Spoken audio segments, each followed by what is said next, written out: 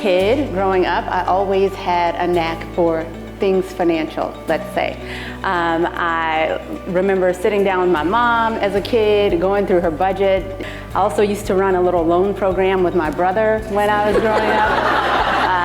If he needed $20, he'd have to give me 40 back until I would agree to that. So I just thought about what company would be really cool to work for. And Banana Republic was one of my favorite brands.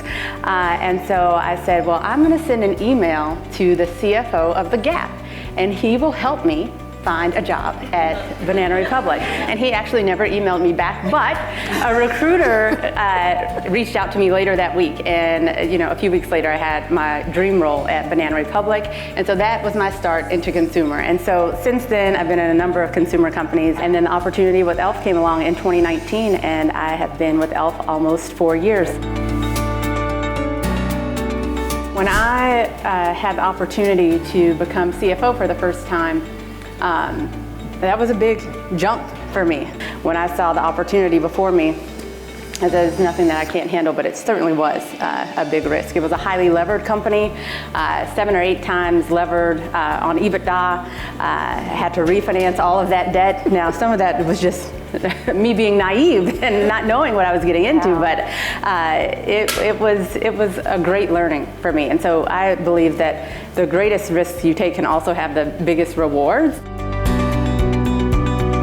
I firmly believe that you can never be something that you're not. And so I've always just been very true and authentic to myself. And so I had people at that time tell me, oh, you're only here because you're a girl or you're a woman of color and we're trying to increase our numbers. And I'm like, really? Because I think that I was at the top of that analyst class and all those tests that we took, I'm pretty sure that I was the #1 in the class. So I know that's not why I'm here. People will try to kind of break you down, but I always just keep in mind, like, people have small vision.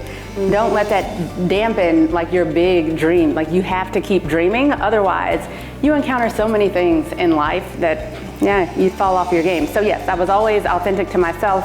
Marrying up like what you're good at with a passion, that is like the best combination for success. I was good at finance. I still am good at finance, I hope. I am good at finance.